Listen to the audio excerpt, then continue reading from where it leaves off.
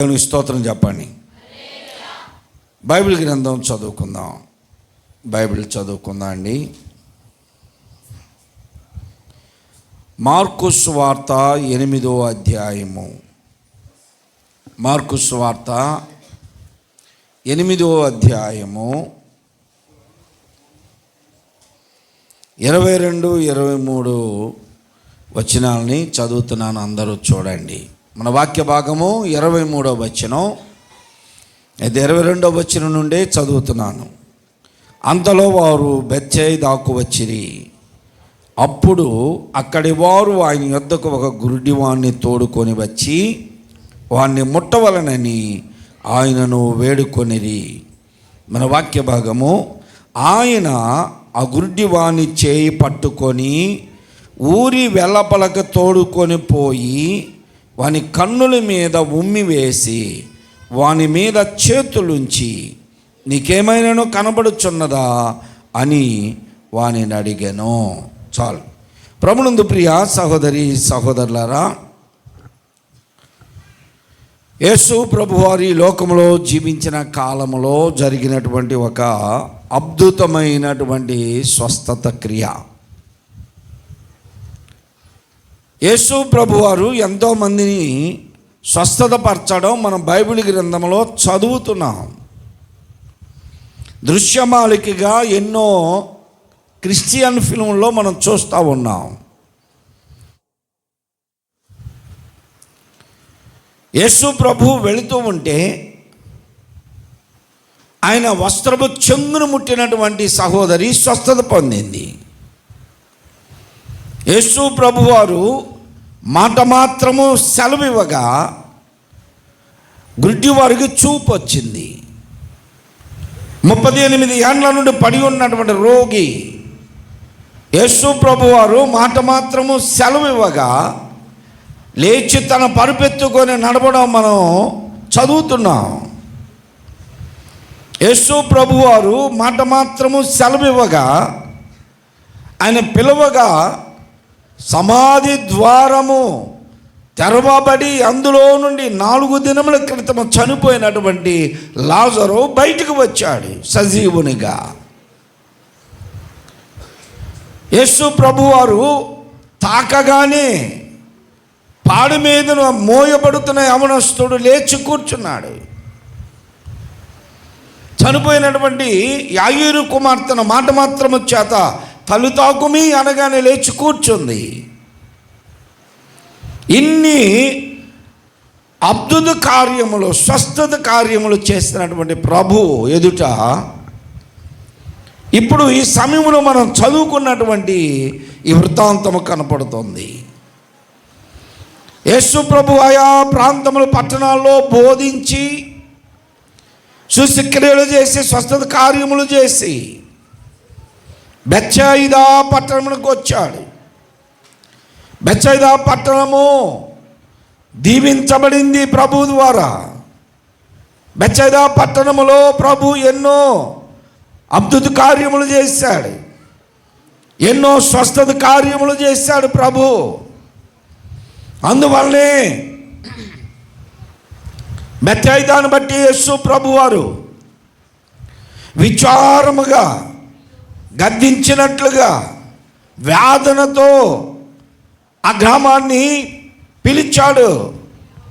అయ్యో బెత్సయిదా, బెత్సయిదా, మీ మధ్య చేయబడిన అద్భుత కార్యములు తూరు సీదోను పట్టణములలో చేస్తే వారు ఆ దినాల్లో దేవుని మాటలు విని తక్షణమే మారు మనసు పొందేవారు. వారు ఇది నాన్న మీరు ఎంతగా బోధించినా, ఎన్ని అద్భుతములు మీ మధ్యలో చేసినా, మీ కొరకు అద్భుతములు సూచనలు చేసిన ప్రభువుని మీరు గుర్తించలేక ఉన్నారు అని ఆ బెత్సయిదా పట్టణమును గూర్చి ప్రభు ఒక విధంగా దుఃఖపడ్డాడు, కన్నీరు కార్చాడు.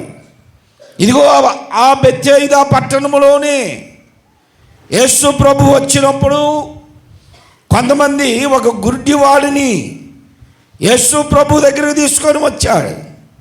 బోధకుడా, ఇదిగో ఈ గుడ్డివాడికి చూపునివ్వయ్యా, ఇతనికి దృష్టిని కలుగు చేయి అని చెప్పగానే యేసు ప్రభు వెంటనే నువ్వు చూపు పొందుదుగాక అంటే వచ్చేసేదే.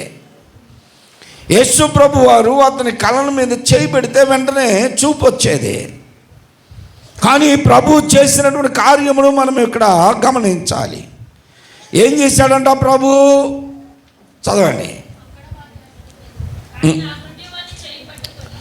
ఆయన గుడ్డివాని చేయి పట్టుకొని ఊరి వెల్లపలకు తోడుకొని పోయాడు.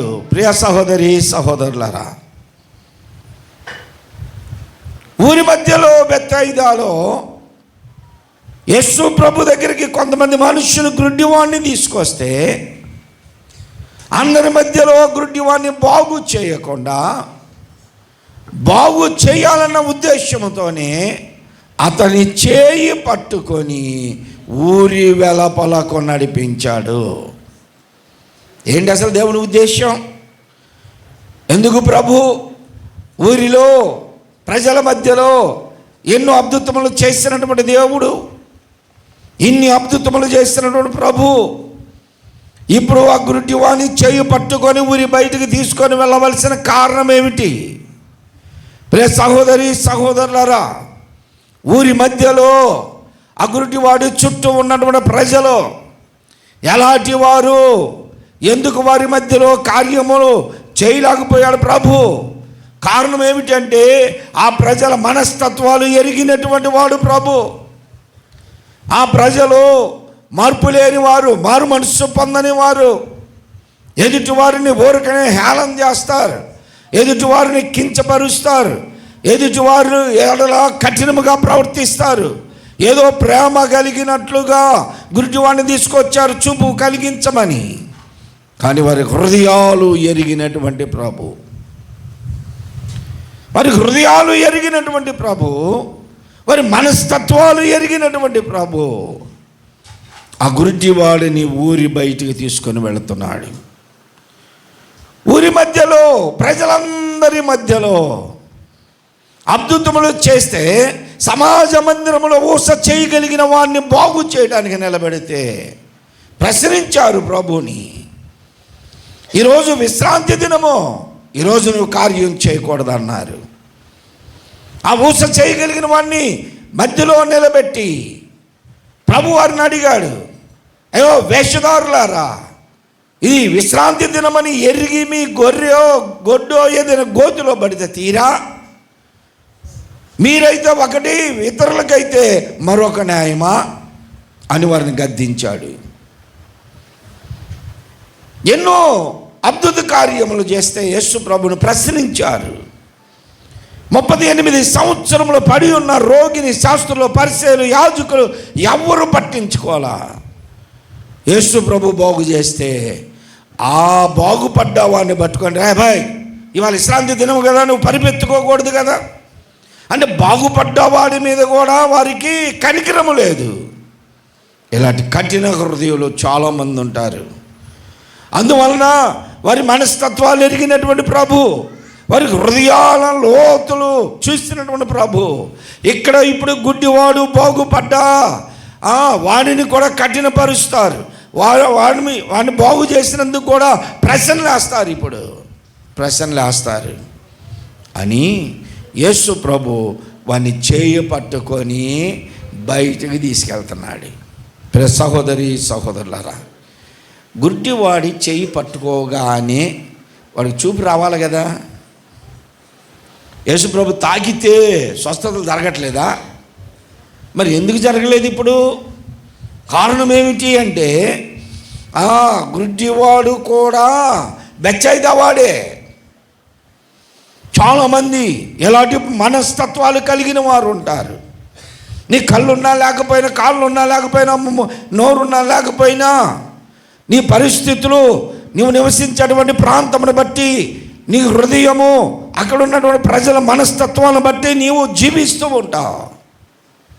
కొన్ని సందర్భాల్లో నీవు జాలి కలిగిన మనస్సు ఉండొచ్చు, కానీ నీ చుట్టూ కఠిన ఆత్మలు ఉంటే నీవు కూడా అలాగనే అయిపోతావు.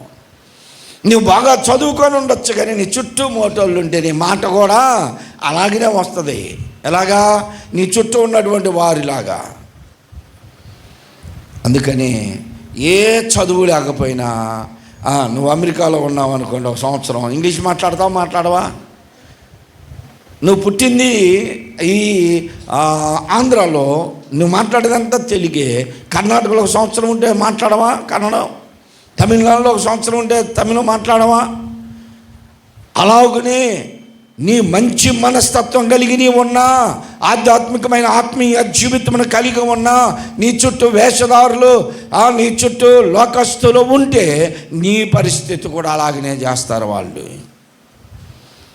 అందుకని ప్రభు బెత్సయిదా వారి మనస్తత్వాన్ని ఎరిగినవాడు గనుక ఆ గుడ్డివాడి చేయి పట్టుకొని ఊరి వెలపలక నడిపిస్తున్నాడు. గుడ్డివాడు అడిగి ఉండొచ్చు. ఏమడిగి ఉండొచ్చు? ఏమడిగి ఉంటాడు చెప్పండి గుడ్డివాడు? ఆ గుడ్డివాడు అందరిని వదిలిపెట్టి నన్ను ఎందుకు పట్టుకెళ్తున్నావు? నన్ను ఎక్కడికి తీసుకెళ్తున్నావు నువ్వు? గుడ్డివాడు అడిగి ఉండొచ్చు. నేనైతే అడిగి ఉంటా, ఎంతమందిని వదిలిపెట్టి ఎక్కడికయ్యా నువ్వు వెళ్ళేది? ఎక్కడికి తీసుకెళ్తున్నావు నన్ను? ఒరే గుడ్డోడా, వాళ్ళందరూ నువ్వు బాగుపడితే సంతోషపడేవాళ్ళు కాదురా. నువ్వు బాగుపడితే సంతోషపడేవాళ్ళు నీ చుట్టూ ఉన్నారు అనుకుంటున్నావా?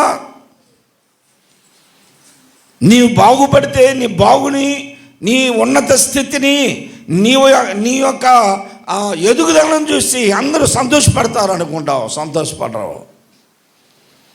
చాలామంది పైకి మాత్రం సంతోషపడ్డట్టుంటారు, కానీ వెనకాల లోతైగా నీవు బాగుపడకూడదని కోరుకునే వాళ్ళు ఉంటారు. నీ బాగుని ఓర్చుకోలేని వారు ఉంటారు.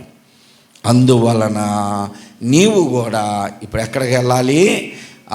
నీ చుట్టూ ఉన్నటువంటి ప్రజలను విడిచిపెట్టి, ఇలాంటి మనస్తత్వం కలిగిన వారిని విడిచిపెట్టి నువ్వు వెళ్ళవలసింది బయటికి వెళ్ళు. వారి మధ్యలో నుండి బయటికి వెళ్ళు. అహంకారుల మధ్యలో నుండి బయటికి రా. అవివేకుల మధ్యలో నుండి బయటికి రా. అవిశ్వాసుల మధ్యలో నుండి బయటికి రా. పాపులు గుంపు కూడిన స్థలములో నుండి నువ్వు బయటికి రా. దూషకులున్న వారి మధ్యలో నుండి బయటికి రా. అందుకని కీర్తనకారుడు మొదటి వచనంలో చెప్పాడు, దుష్టులు ఉన్న స్థలములకు వెళ్ళొద్దు, ఆలోచన చొప్పున నడవద్దు. నువ్వు పాపులు గుంపు కూడి కూర్చున్న దగ్గర నువ్వు ఉండవద్దు. అపహాసకులు కూర్చున్న దగ్గర ఉండవద్దు. నీ మార్గములు శ్రేష్టమైనవిగా ఉండాలంటే నీ చుట్టూ ఉన్నటువంటి వారి మనస్తత్వమును ఎరిగి వారికి దూరముగా ఉండు అంటున్నాడు. అందుకే ప్రభు ఇప్పుడు ఏం చేశాడంటే అతని చేయి పట్టుకొని ఊరి వెలపలక తీసుకొస్తున్నాడు. సహోదరి సహోదరుడా, నువ్వెవరి మధ్యలో నివసిస్తున్నావు? నీ దృష్టి లోపం కలిగి ఉంది. పౌలు భక్తుడు అంటున్నాడు, మీరు శరీర సంబంధమైన మనుష్యులే. మీరు శరీర సంబంధమైన మనుషులు కనుక భూ సంబంధమైన వాటి మీదే మీ మనస్సు పెట్టారు. భూ సంబంధమైన వాటి మీద మీ మనస్సు ఉంటుంది. ఆత్మ సంబంధమైన మనుషులైతే, ఆత్మ సంబంధులైతే మీరు పైనున్న వాటిని వెతుకుతారు అన్నాడు. ఇప్పుడు నీ మనస్తత్వం ఎలా ఉంది? భూ సంబంధమైందా? భూలోకంలోనే తిరుగుతున్నావా? భూలోకంలోనే ప్రజల మధ్యలోనే లోకములోనే ఉంటాం మనం. అయినా లోకము మనలోనికి రాకూడదు. చాలామంది మేము దేవుణ్ణిలో ఉన్నాం అనుకుంటారు, కానీ లోకంలోనే ఉంటారు. వాళ్ళ మాటల్లో మార్పు ఉండదు, చేతల్లో మార్పు ఉండదు, జీవితంలో మార్పు ఉండదు. సముద్రములో పడవ ఉండవచ్చు, కానీ ఆ పడవలోనికి నీళ్ళు రాకూడదు, సముద్రం రాకూడదు. అందరూ నా వైపు చూడండి, దేవుని స్తోత్రం చెప్పండి. మిమ్మల్ని ఎందుకు నా వైపు చూడమంటున్నాను? కారణం ఏంటంటే వాక్యములోనికి మీరు నడిపించబడతారు. వాక్యము మీ మనసులోనికి వెళ్ళిద్ది. దేవునికి స్తోత్రం. అందుకే నా వైపు చూసి తేరి చూసి అన్నారు ఎవరో? పేతురు యోహానులు శృంగారమణ దేవాలయంలోనికి ఎక్కి వెళుతూ ఆ కుంటివాడు ఎటో చూస్తే అయ్యా వాళ్ళకి అలవాటు ఏముంది, వాళ్ళు నిద్రపోతా కూడా అయ్యా అంటారేమో తెలియదు. అప్పుడప్పుడు ఒక మాట చెబుతూ ఉంటాగా, ఒక ఆర్టీసీ కండక్టరు రోజు రాత్రుల్లో నిద్రపోయే సమయంలో ఆయనే ఈ రాసుకొని లైట్ అరుపుతాడంట ఇంట్లో ఆర్టీసీ కండక్టర్ వాళ్ళ ఇంట్లో లెక్కలు అవి రాసుకొని అంతా చూసుకొని అందరు పడుకున్నాక లైట్ అరుపుతానికి వెళ్ళి స్విచ్ బోర్డు మీద చేయబెట్టి అందరు లెక్కేసుకుంటాడంట, అందరు ఉన్నారా లేరా అని లెక్కేసుకున్నప్పుడు లైట్ అరుపుతా. అంటే ఆయన అలవాటు ఏంటి, బస్సులో లైట్ అరిపే ముందు అందరినీ లెక్కేసుకుంటాడు కాబట్టి ఇంట్లో కూడా అతని అలవాటు అది. అందుకని స్విచ్ ఆపే ముందు ఇంట్లో కూడా అందరు పడుకున్న వాళ్ళు లెక్కేసుకొని స్విచ్ ఆపుతాడు. మనం కూడా వాక్యం చెప్పేవారి వైపే చూడాలి.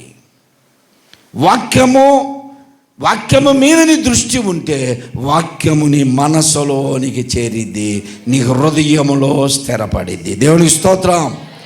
అందుకు నేను మిమ్మల్ని నా వైపు చూడండి అనేది, అందగానే కాదు.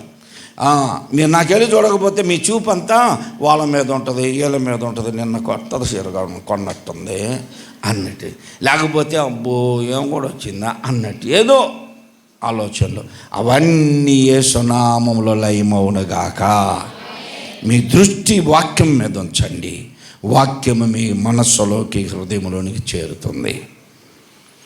పేతురు యోహానులు ఈ కుంటివాడుతో అంటున్నాడు, కుంటివాడు అటు ఇటు తిరుగుతా అటు ఇటు చూస్తా ఇంకెవరు వస్తున్నారని అయ్యా అంటున్నాడు. అందుకని పేతురు యోహానులు ఏమన్నారు తెలుసా, రే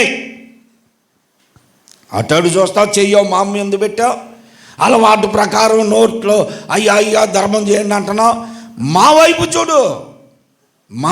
చూడు మమ్మును తేరి చూడు అన్నాడు. తేరి చూస్తే వీరిలో ఉన్న యేసు ప్రభు వారికి కనపడతాడు. అందుకు దేవుని స్తోత్రం. వాక్యము మీద దృష్టి ఉండాలంటే చెప్పేవారిని మీరు చూడాలి. ఇక యేసు ప్రభు గుడ్డివాడి చేయి పట్టుకొని ఊరి వెలపలకు తీసుకొని వెళుతున్నాడు.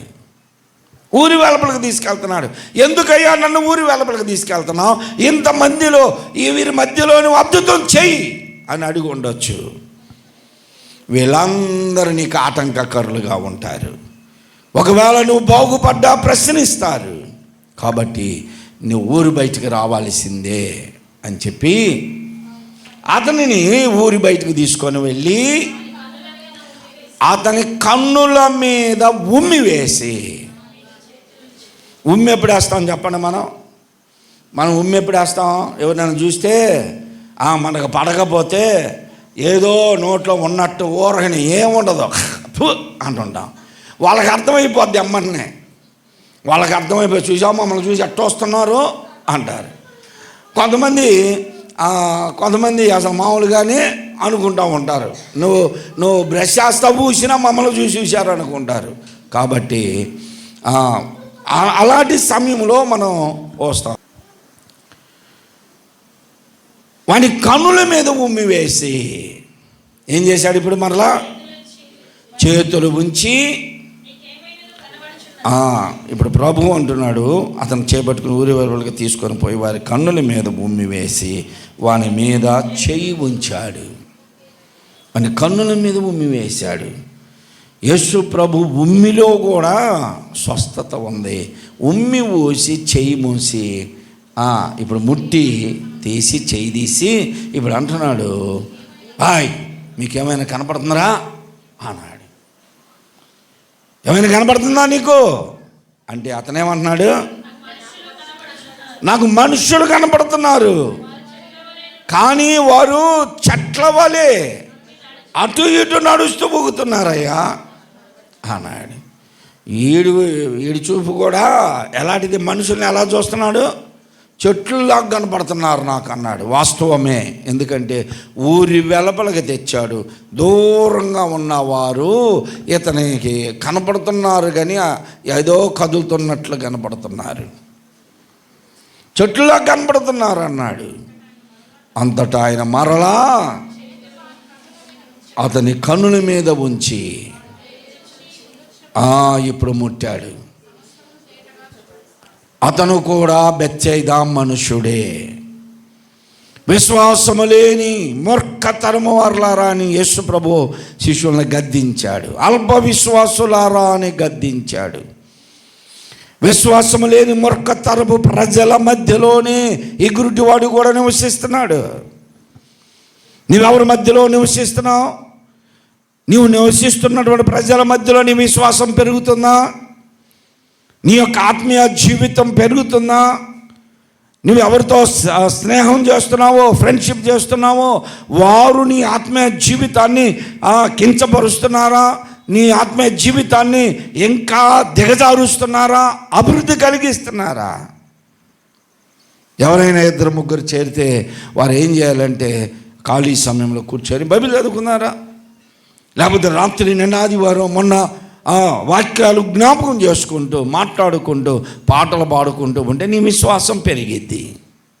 అలా కాకుండా ఇద్దరు ముగ్గురు కలిసి మాట్లాడుకుంటా బైబిల్ వాక్యం కానీ సంఘాన్ని గురించి కానీ దేవుని గురించి కానీ మాట్లాడకుండా ఎన్ని గంటలు ఉన్న లోకమే నీ మాటల్లో ఉంటే నీకున్నటువంటి ఆత్మీయత దిగజారిపోద్ది. నీ చుట్టూ ఎవరున్నారు? నీ విశ్వాసాన్ని నీరుగార్చేవారు ఉంటే కొంతమంది నిరాశ నిస్పృహలతో మాట్లాడుతూ ఉంటారు. అలాంటి వారిని గమనించాలి. నీ జీవితంలో అద్భుతం జరగాలంటే, నీ కుటుంబం అభివృద్ధి చెందాలంటే, నీ విశ్వాసము అభివృద్ధి చెందాలంటే, నీ విశ్వాసాన్ని నీరు కార్చేవారు, నీ ఆత్మీయ జీవితాన్ని బలహీనపరిచేవారు వారి నుండి నువ్వు దూరంగా పారిపోవాలి. వారిని విడిచి వెళ్ళిపో కొంత. అందుకే పరంగీతాల్లో షోలోమితి అంటుంది, నేను వారిని విడిచి కొంచెము దూరము పోగా నా ప్రాణ ప్రియుడు నాకు ఎదురుపడాను అంటున్నాయి. దేవునికి స్తోత్రం. 5వ అధ్యాయంలో అంటాడు, నా ప్రాణ ప్రియుని కొరకు నేను ఎదురు చూస్తూ ఉండగా, వెతుకులాడుతూ ఉండగా కాపరు నాకు పట్టణ కావలి వారు నాకు ఎదురుపడ్డారు. వారిని అడిగాను నేను, అయ్యా నా ప్రాణ ప్రియుడు మీకు ఎదురుపడ్డాడా? 3వ అధ్యాయంలో కూడా అంటాడు. వారు ఏం చేశారంటే ఆమెను కొట్టి గాయపరిచి విలువైన వస్త్రములు ఎత్తుకొని పోయారు. నేను వారిని విడిచి కొంచెము దూరము పోగా 3వ అధ్యాయంలో అంటాడు, నా ప్రాణప్రియుడు నాకు ఎదురు పడ్డాడు. నీ విశ్వాసాన్ని బలహీనపరచు వారి మధ్యలో నుండి నువ్వు బయటికి రా. నీ ఆత్మీయ జీవితాన్ని బలహీనపరచు వారి మధ్యలో నుండి బయటికి రా. వారు ఎవరైనా పర్వాలా, అప్పుడే నీవు ఆత్మీయంగా ఎదుగుతావు. ఆధ్యాత్మిక ఎదుగుదల ఉంటుంది. అలాగూ లేకపోతే నీవు కూడా వారి వలే ఉంటావు. కాబట్టి గుడ్డివాడిని యేసు ప్రభు చేయి పట్టుకొని బయటికి తీసుకొని వచ్చాడు, ఉమ్మి వేశాడు, ముట్టాడు, చూపు రాలా. చాలామంది జీవితాల్లో ఇంకా కొన్ని కార్యాలు జరగట్లా. ఎంతకాలం ప్రార్థించినా కొన్ని కార్యాలు జరగట్లా. యేసు ప్రభు ఉమ్మేసినా రాలా, చెయ్యి పెట్టినా చూపు రాలా, మరలా ప్రార్థన చేశాడు. అంటే బెత్సయిదా మనుషులు ఎంత విశ్వాసహీనులు, విశ్వాసం లేని వారుగా ఉన్నారో అందుకే బెత్సయిదాన్ని బట్టి యేసు ప్రభు వేదన చెందాడు. ఈ రాత్రికాల సమయంలో నీవే పరిస్థితుల్లో ఉన్నావు? నువ్వెలా ఉన్నావు? ఇదే సందర్భాన్ని మనం మరలా 7వ అధ్యాయంలో కూడా చూస్తాం.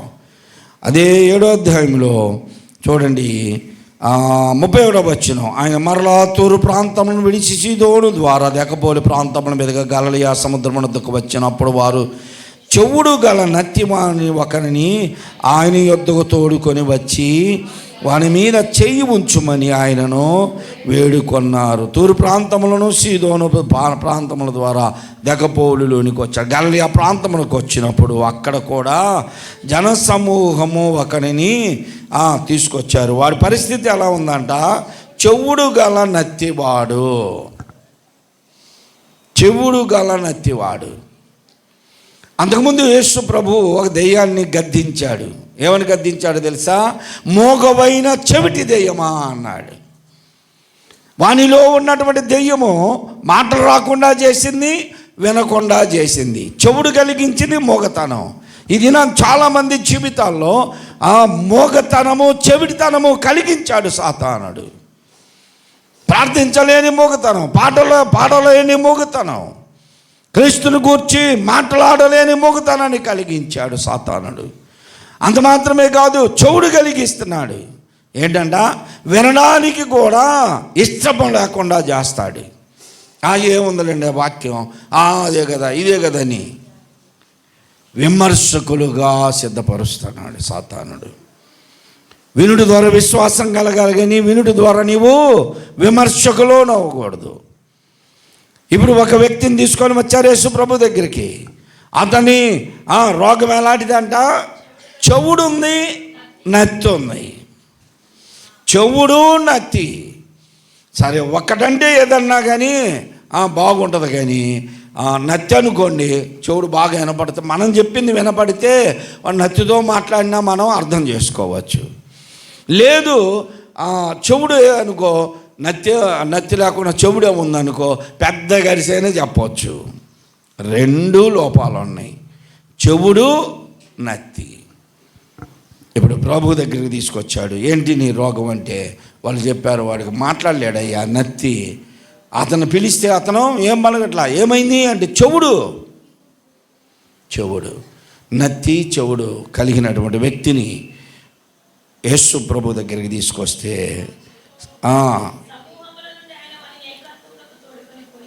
సమూహములో నుండి ఇక్కడ కూడా యేసు ప్రభు ఏం చేశాడు, అందరి మధ్యలో నుండి ఆ చెవుడు నత్తి కలిగిన వాని చేయ పట్టుకొని సమూహములో నుండి వానిని ఏకాంతములకు తీసుకొని వెళ్ళాడు. ఏకాంతముగా తీసుకొని వెళ్ళి వాని చెవులలో వ్రేళ్ళు పెట్టి ఏం చేశాడు, ఎక్కడ వేశాడు? ఇప్పుడు చెవుల్లో కాదు, చెవుల్లో ఏళ్ళు పెట్టాడు, వాని ఉమ్మి వేశాడు అని తన వ్రేళ్ళు పెట్టి ఉమ్మి వేసి వాని నాలుక ముట్టాడంట. ఇప్పుడు ఎక్కడ చెవుల్లో ఏళ్ళు పెట్టాడు, తర్వాత మరలా నాలుగు చెప్ప అని మరలా ముట్టాడంట, ఉమ్మి వేసి ముట్టడం. సహోదరి సహోదరులారా, ఇలాంటి సందర్భాలు యేసు ప్రభు ఖచ్చితంగా తూరు సీదోను పట్టణములో, బెత్సయిదా పట్టణాల్లో జరిగించాడు. ఆ ప్రాంతపు ప్రజలు ఇలాంటి వారుగా ఉన్నారు. మోగవారు, చెవిటివారు, నత్తివారు, ఇంకా భయంకరమైన గురుడితనము కలిగిన వారుగా ఉన్నారు. యేసు ప్రభు వారిని ముట్టి స్వస్థపరిచి ప్రజలలోనికి తీసుకొని వచ్చాడు. మరలా ఏకాంతముగా తీసుకెళ్ళిన నత్తివాన్ని బాగు చేసి తీసుకొచ్చాడు. ఊరి వెలుపలికి తీసుకెళ్ళిన గుడ్డివాన్ని బాగు చేసి తీసుకొచ్చాడు, వారికి అప్పగించాడు.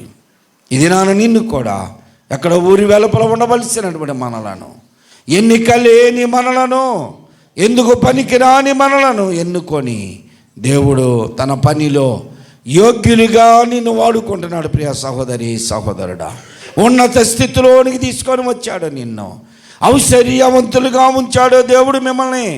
ఒకప్పుడు దేన స్థితిలో ఉన్నటువంటి మనలను ఈ రోజున దేవుడు మనమున్న స్థితిలో మనల్ని ఉంచాడు. అది మన బాహుబలము కాదు, మనకంటే ఎక్కువగా ఇంకా కష్టపడుతున్న వారు ఉన్నారు. వారికి లేని గొప్ప ధన్యత దేవుడు మనకిచ్చాడు. అందుని బట్టి దేవుని మనం స్తుతించాలి. నిన్న శనివారం రోజున మనం జ్ఞాపకం చేసుకున్నాం. హోషేయ గ్రంథంలో 3వ అధ్యాయంలో, హోషేయ గ్రంథం 11వ అధ్యాయం 3వ వచనంలో, ఎఫ్రాయిమును చెయ్యి పట్టుకొని నడిపిన వాడను నేను అంటున్నాడు. ఆయన చెయ్యి పట్టుకొని నడుపుతున్నాడు. గుడ్డివాడి చేయి పట్టుకొని ఊరి వెలుపలకు తీసుకెళ్ళాడు. నత్తివాని చేయి పట్టుకొని ఏకాంతముగా తీసుకెళ్ళాడు.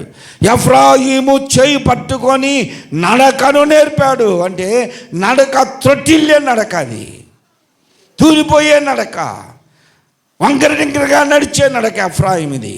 సరైనటువంటి నడక నడవనటువంటి ఆత్మీయ విశ్వాసులకు నడక నేర్పిస్తున్నాడు దేవుడు. సరైనటువంటి నడక నడవాలి. వంగి నడిచటి వంకరి నడకలు చల్లవు ప్రభు దగ్గర ఆంధ్ర క్రైస్తవ కీర్తనలో ఒక పాట ఉంది. వంగి నడిచటి వంకర నడకలు అంటే మనం వంగి నడవటం అని కాదు, వంగొంగి నడవడం అని కాదు, వంకర నడకలు, సరళమైనటువంటి మార్గములో, దేవుని మార్గములో, నేనే మార్గమును అన్నాడు, జీవ మార్గం అది. ఆ మార్గములో నీవు వంగి నడుస్తూ ఉన్నావు అంటే వంకర నడకలు నడుస్తున్నావు, దేవునికి వ్యతిరేకముగా జీవిస్తూ ఉన్నావు. నీ నడక యథార్థమైనది కాదు, సరళమైనది కాదు. దేవుని మార్గంలో నడుస్తూ ఉన్నా సరే నీ నడక తడబడుతూ ఉన్నది కనుక ఇప్పుడు ఏం చేయాలి? మనం దేవుని చేతికి మన చేతినివ్వాలి. అందుకనే దైవజనుడు పాట రాశాడు, అడుగులు అడుగులు జారగా నీయకనో రేయి పవలు కాసిన నా ప్రభు, నీ బ్రతుకి కాని నైవేద్యము.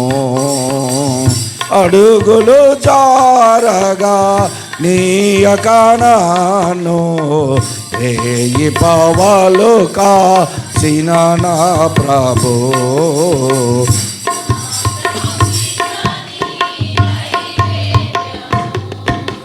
బలవంతులు సహా పడిపోవు చోట పామరుడనైనే తిరుగాడితే, బలవంతులు సహా పడిపోవు చోట పామరుడనైనే తిరుగాడితే, బలమైన చేతితో నడిపించే నాను నిలబెట్టినావు నీ సేవలో, బలమైన చేతితో విడిపించే నాను నిలబెట్టినావు నీ సేవలో. స్తుతింతును నిన్ను ఇంతోనే, స్తుతింతును నిన్ను భజింతునోనే, కృతజ్ఞతా స్తుతులర్పింతును. అడుగులు జారగా నీయకనో రేయి పవలు కాచిన నా ప్రభు, బ్రతుకి కాని నైవేద్యము. దేవునికి స్తోత్రం, హల్లెలూయా. అడుగులు తడబడుతూ నడుస్తూ ఉంటాం. కొన్ని సందర్భాల్లో నువ్వెంత పెద్ద విశ్వాసమైనా, సేవకుడివైనా, స్వార్థికుడివైనా, భక్తి కలిగినటువంటి వారైనా సరే అడుగులు తడబడుతూనే ఉంటాయి. నడకలో తడబాటు, తొందరపాటు, త్రొట్టుబాటు, త్రువిపడటం, నీ అడుగులు సరైనటువంటి స్థితిలో లేకపోతే జారుడు స్థలములో జారిపోయే అడుగులు అవి. అందుకనే భక్తుడు అంటాడనమాట, బలవంతులు సహా పడిపోవు చోట పామరుడనైనే తిరుగాడితి. బలవంతులు సహా, ఏ బలవంతులు? బాడీ బిల్డర్స్ కాదు, ఆధ్యాత్మికమైన స్థితిలో బలవంతులు, గొప్ప గొప్ప అద్భుతములు చేసిన వారు, ఆశ్చర్యమైన కార్యములు చేసిన వారు, సేవా పరిచర్యలో ఉన్నత స్థితికి ఎదిగిన వారు, ఎంతోమంది బలవంతులు, దేవుని పరిచర్యలో బలవంతులు, వారు కూడా పడిపోయిన స్థలాలు ఎన్నో ఉన్నాయి. ఎంతోమంది పడిపోయిన స్థితిలో ఉన్నారు. నేను కూడా అలాగనేనయ్యా, ఆ జారుడు స్థలంలో నేను నడుస్తున్నా కానీ నా పాదములు జారకుండా నిలబెట్టినావు నీ సేవలో. అవును ప్రియ సహోదరి సహోదరులారా, నీ నడక ఎలా ఉంది? త్రొట్టిల్లుతున్నావా? తొందరపడుతున్నావా? నీ నడకలో తడబాటు ఉన్నదా? అడుగులు తడబడుతున్నాయా? విశ్వాసములో బలహీనుడిగా ఉంటున్నావా? నడవలసిన సరళమైన మార్గములు అక్కడక్కడ కొన్ని ఆటంకములు ఏర్పడుతున్నాయా? ఆయనను నీవు దేవుని వైపు చూడు, నీ చేయి దేవునికి అప్పగించు, ఆయన నడిపిస్తాడు. దేవునికి స్తోత్రం. ఎఫ్రాయిమును చేయి పట్టుకొని నడిపిన వాడను నేను. త్రొట్టిల్లుతూ ఉంటే, అతడు అడుగులు తడబడుతూ ఉంటే నడకను నేర్పాడంట దేవుడు. నడక నేర్పాడు. నాకు నడక నేర్పింది మా నాన్నగారే, నాకు నడప నేర్పింది నానే. ఏది శరీర సంబంధమైన నడక కాదు, ఆధ్యాత్మికమైనటువంటి స్థితిలో ఎలా బ్రతకాలో నేర్పించాడు. డబ్బును ఆశించకూడదని చెప్పాడు, డబ్బుని నీవు ప్రేమించొద్దు అన్నాడు.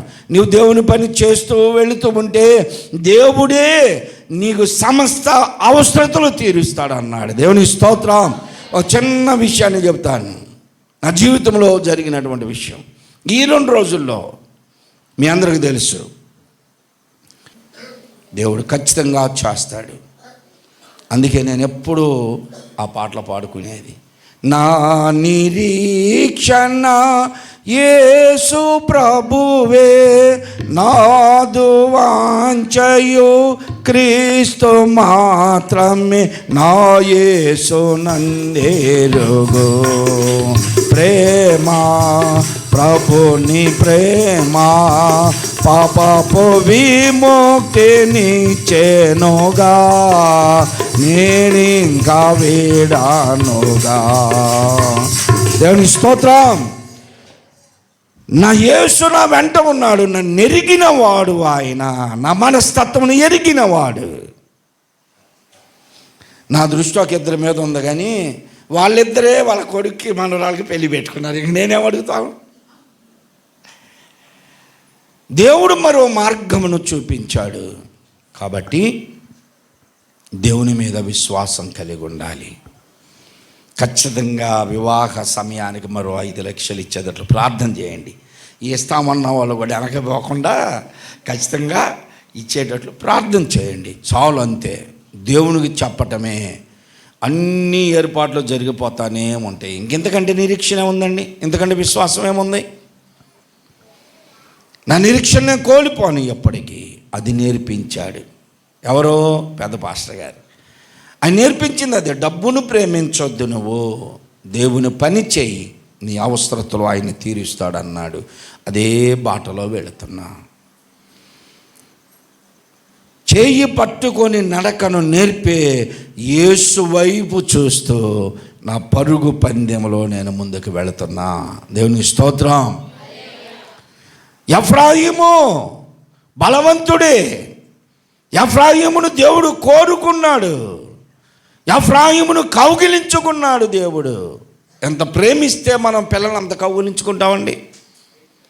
ఎంత ప్రేమిస్తే వారిని మనము కౌగిలించుకొని ముద్దులు పెట్టుకుంటాం పిల్లల్ని. అదే ప్రేమ లేకపోతే పిల్లల్ని ఎలా ముద్దు పెట్టుకుంటాం మనం? ప్రేమ లేని పిల్లల్ని ఎలా ముద్దు పెట్టుకుంటామండి? అంతేగా, ఎట్లా అంటాం అంటే మన చేయి మనమే ముద్దు పెట్టుకుంటాం. అదే మనకు బాగా ఇష్టంగా ఉండి ప్రేమతో ఉంటే వాళ్ళని ఎలా ముద్దు పెట్టుకుంటామంటే వాళ్ళ బెండల మీద, వాళ్ళ అసలు ముఖం అంతా ముద్దులు పెట్టుకుంటాం. వాళ్ళ డైఫర్ అంతా రాజు చేసినా వాసన వస్తున్నా సరే మనకిష్టం. దేవుడు అంటున్నాడు, ఎఫ్రాయిమును చేయి పట్టుకొని నడిపాను, కౌగిలించుకున్నాను, కానీ అతని నడక సరిలేదన్నాడు. దేవుడు నిన్ను ప్రేమించాడు, దేవుడు నీకు నడక నేర్పిస్తున్నాడు, నీకు కావలసిన ప్రతి అవసరతను తీరుస్తున్నాడు, నీకు కావలసిన ప్రతి అక్కరును తీరుస్తున్నాడు. అయినా నువ్వు తడబడుతున్నావా? ప్రియ సహోదరి సహోదరుడా, ఎఫ్రాయిము వలె దేవుడు నిన్ను కోరుకుంటే, నీ చేయి ఆయన పట్టుకొని నడిపిస్తూ ఉంటే నీ నడకలో తేడా. త్రుటిల్లుతున్నావా? జారిపోతున్నావా? ప్రభువుని అడుగు. నీ చేతితో నన్ను పట్టుకో, నీ ఆత్మతో నన్ను నడుపు, శిల్పి చేతిలో శీలను నేను, అనుక్షణము నన్ను శిల్పి చేతిలో శీలను నేను, అనుక్షణము నన్ను చెక్కుము. నీ చేతితో నన్ను నడిపించయ్యా. మన చెయ్యి ఆయన చేతిలో ఉంటే మనం త్రొట్టెళ్ళాం. ఒకవేళ జారుడు స్థలంలో వెళుతున్నా ఆయన మనల్ని గట్టిగా పట్టుకొని నడిపిస్తాడు. పడిపోము, వెనుతిరిగి చూడం, త్రొట్టెళ్ళం ఇంకా. కాబట్టి ఎఫ్రాయిమును చేయి పట్టుకొని నడిపిన వాడను నేనే అన్నాడు. చూడండి, ఇక్కడ మనం చూస్తే లోకాసువార్త 8వ అధ్యాయం 54వ వచనంలో ఆయన ఆమె చేయి పట్టుకొని చిన్నదానా లెమ్ము అన్నాడు.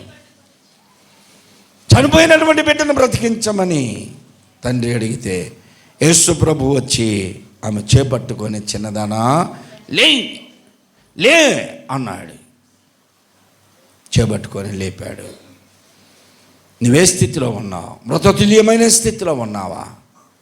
మృతతుల్యమైన స్థితిలో మనం మన పాపముల చేత అపరాధముల చేత చచ్చిన వారమై ఉండగా దేవుడు క్రీస్తుతో కూడా మనల్ని బ్రతికించాడు. మరలా మృతతుల్యమైన జీవితంలోనికి ఎందుకు వెళ్ళావు? ఎందుకు నీవు అలా వెళ్ళవలసి వచ్చింది? ప్రభువుని పిలు, ఆయన నీ చేపట్టుకొని లేపుతాడు.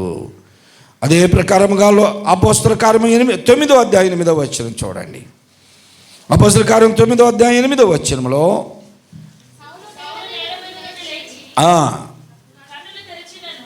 సౌలు క్రైస్తవ సంఘమును హింసిస్తూ అనేక మందిని ఈడ్చుకొని వచ్చి వారిని హింసిస్తూ ఉన్న సందర్భంలో దమస్కోకు వెళుతున్నాడు. అక్కడ కూడా క్రైస్తవులు ఉన్నారని తెలిసి మార్గములో దేవుడు ఆయన దర్శించాడు. ఆయన మాట్లాడాడు. మాట్లాడిన తన అనంతరము ఆయన గ్రుడ్డివాడైపోయాడు, చూపుపోయింది. ఇప్పుడు అతను వెతుకులాడుతున్నాడు, ఎవరైనా నా చేయి పట్టుకోండి, నన్ను నడిపించగలరా అన్నప్పుడు వారు అతని చేయి పట్టుకొని దమస్కోకు నడిపించారు. అక్కడ ప్రవక్త ఉన్నాడు, ఈయన కొరకు ప్రార్థన చేశాడు, కాళ్ళ మీద చేతులు పెట్టాడు, స్వస్థత కలిగింది. అలాగనే 13వ అధ్యాయం 11వ వచనం చూడండి. 13వ అధ్యాయంలో ఇక్కడ మనము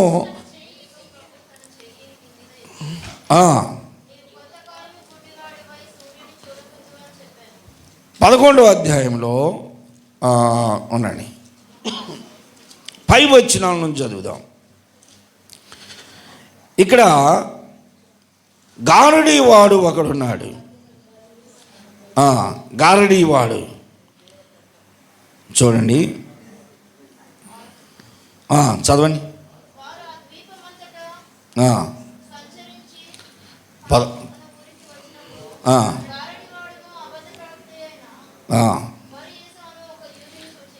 బరియేసు అనేటువంటి ఒక యూదుడు అక్కడ ఉన్నాడు.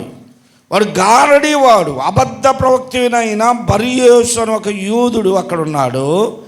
ఇతడు ఎవరి దగ్గర ఉన్నాడు అంటే వివేకము గలవాడై పెర్గి ఫౌలను అధిపతి వద్ద ఉండెను.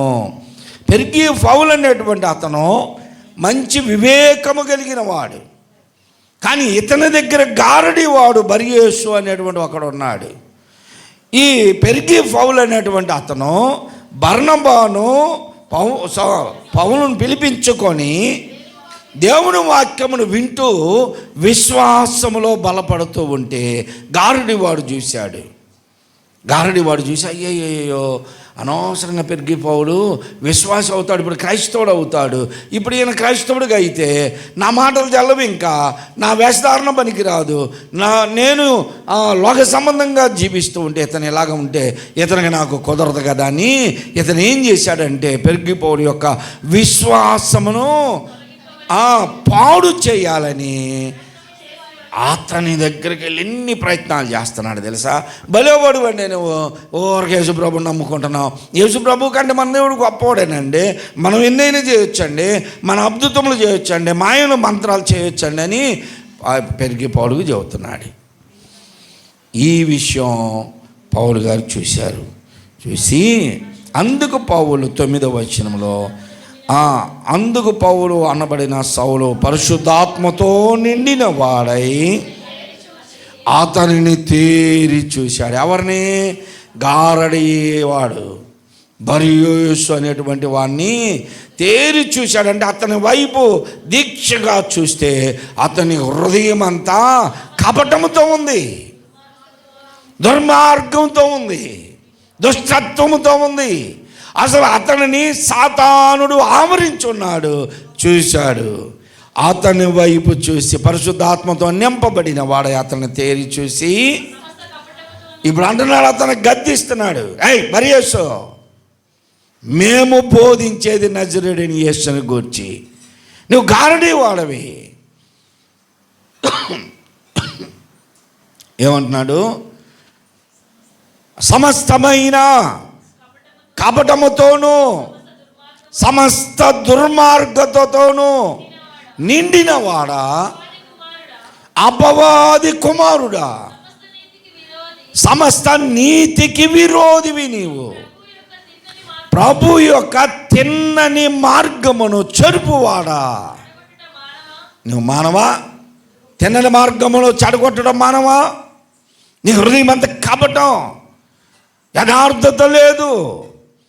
నీవు దేవుని తిన్నని మార్గమును చెడగొడుతున్నావు మానవా నీవు అని ఈ గారడి బర్యేసు అనేటువంటి వాణ్ణి గద్దించాడు పౌలు భక్తుడు. గద్దించగానే అతడు ఏమైపోయాడు? గురుడ్డివాడైపోయాడు. ఇది జరిగితే బాగుండే ఈ రోజుల్లో. నేను కోరుకునేది అదే. బస్సులు పగల కొడుతున్నారు కొంతమంది, వాళ్ళకి వెంటనే దేవుడు ఎందుకు చూపించట్లా? చావుకుల్ని దూషిస్తున్నారు, ఎందుకు దేవుడు వెంటనే చూపించట్లా? చావుకుల మీద వేడి వేడి నీళ్ళు పోస్తున్నారు, ఒళ్ళంతా కాలిపోతుంది స్వార్థ చెప్తుంటే, ఎందుకు దేవుడు వెంటనే అక్కడ కార్యం చేయట్లేదు?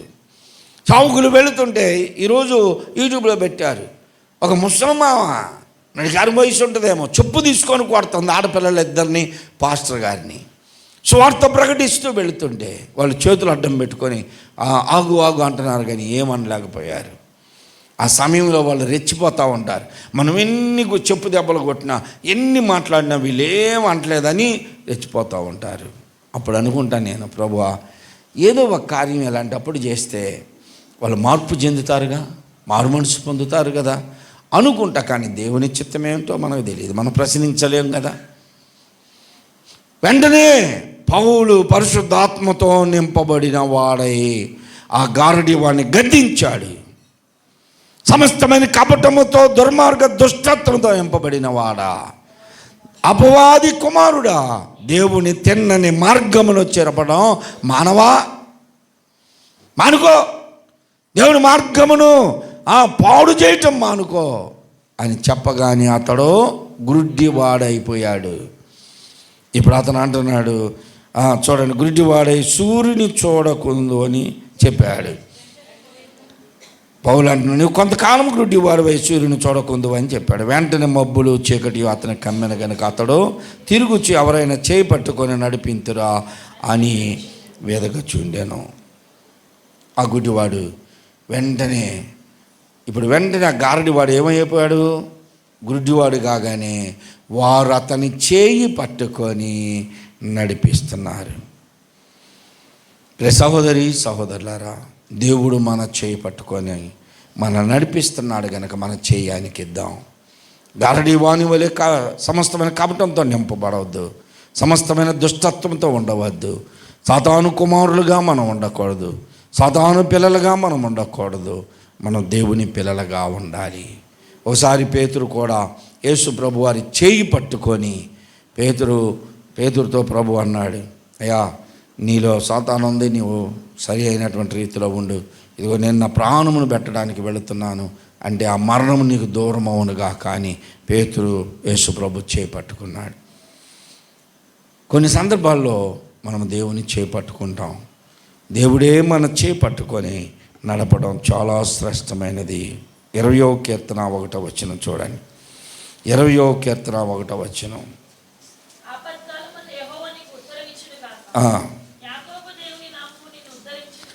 ఆపత్కాలమందు యెహోవా నీకు ఉత్తరమిచ్చునుగాక. ఆపత్కాలంలో ఉన్నావా? ఆయన నీ చేయి పట్టుకొని నడిపించుతాడు. నేను నీ వారికి సమర్పించుకో. ఆపత్కాలమున ఆయన నీకు ఉత్తరం ఇచ్చేవాడు, నీ చేయి పట్టుకొని నడిపేవాడు. ఆపదలో, ప్రమాదములో, అక్కరలో నీకు కావలసిన స్వస్థత, అవసరతలు అన్నిటినీ తీర్చేవాడు ఆయన. ఇదివరకు ఒక పాట పాడేవాళ్ళం, యెహోవా నాకు వెలుగాయే, యెహోవా నాకు రక్షణయే, నా ప్రాణ దుర్గమయే. నేను ఎవరికి ఎన్నడు భయపడను, నేను ఎవరికి ఎన్నడు భయపడను. యెహోవా నాకు వెలుగు,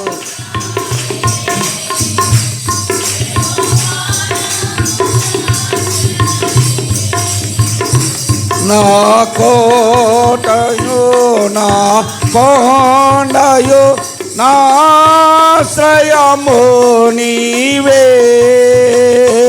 ఆపత్కాలమందు చెయ్యి విడువకను, యెహోవా నన్ను చేరదీయును. ఆపత్కాలమందు చెయ్యి విడువకను, యెహోవా నన్ను చేరదీయును. యెహోవా నాకు వెలుగాయే, యెహోవా నాకు రక్షణయే. దేవుని స్తోత్రం. ఆయన మన చేయి పట్టుకొని నడుపుతాడు. మన చేతిని ఆయనకు అప్పగిద్దాం. మన త్రొట్టి లేకుండా తొలగిపోకుండా, వెనుదిరిగి చూడకుండా, వెనుకంజ వేయకుండా. మనల్ని పిలిచిన దేవుడు నమ్మకమైన వాడు. మనం దేని కొరకు పిలువబడ్డామో, దేని కొరకు ఏర్పరచబడ్డామో అందులో మనము నమ్మకస్తులుగా ఉందాం. దేవుడి మాటలు దీవించునుగాక. ఆమేన్. అందరు లేచి నిలబడండి. ఒకసారి అందరూ లేచి నిలబడదాం. అందరు లేచి నిలబడదాం. అందరికి వచ్చినటువంటి ఒక పాట పాడదామండి. అందరికి వచ్చిన పాట పాడదాం. సర్వకృపానిధివి,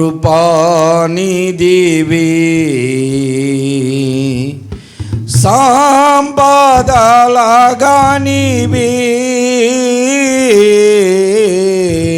సర్వకృపానిధివి,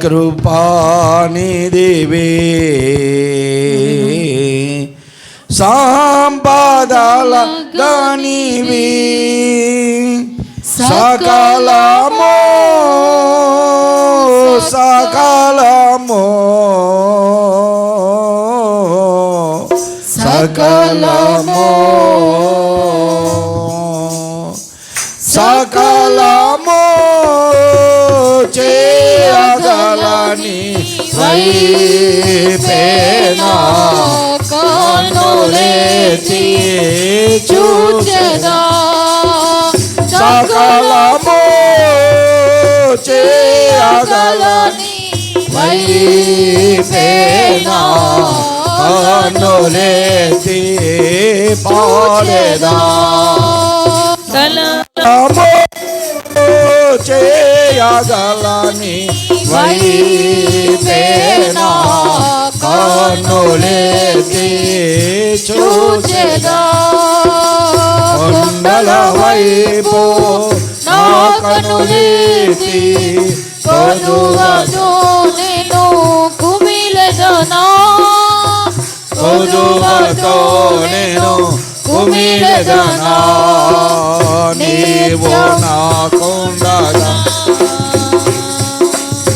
నీవే నాండగా,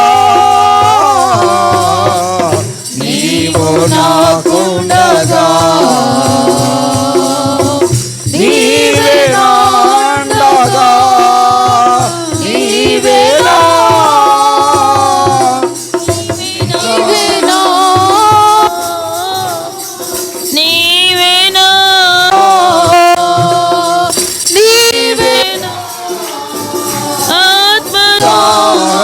తీర్చిన వెంబడించిన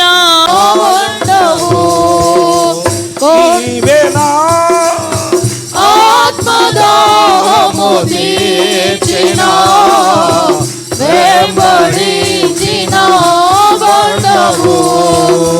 కొండల వైపు నా కనులెత్తి పాడాలి. కొలువతో నేను కుమిలెదనా, కొలువతో నేను కుమిలెదనా. నిత్యము కదలని సీయోను కొండపై, నిత్యము కొనలని సీయోను కొండపై యేసయ్యా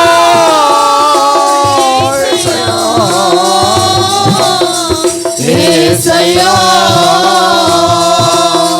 యేసయ్యా నీదు ముఖము చూచుచు పరవశించి పాడెదా యేసయ్యా నీదు ముఖము చూచుచు పరవశించి పాడెదా కొండల వైపు నా కనులెత్తి కొదువతో నేను కుమిలెదనా కొదువతో నేను కుమిలెదనా నీవు నాకుండగా నీవే నా అండగా నీవు నాకుండగా నీవే నా అండగా నీవే నా నీవే నా నీవే నా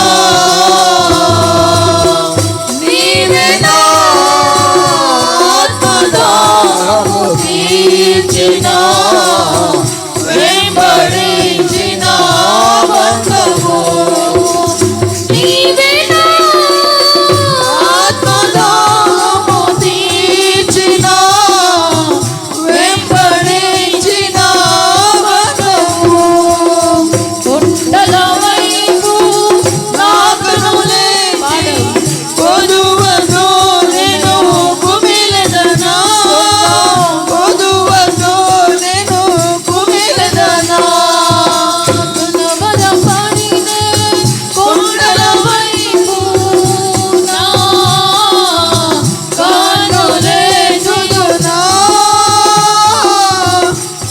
కనులెత్తుదునా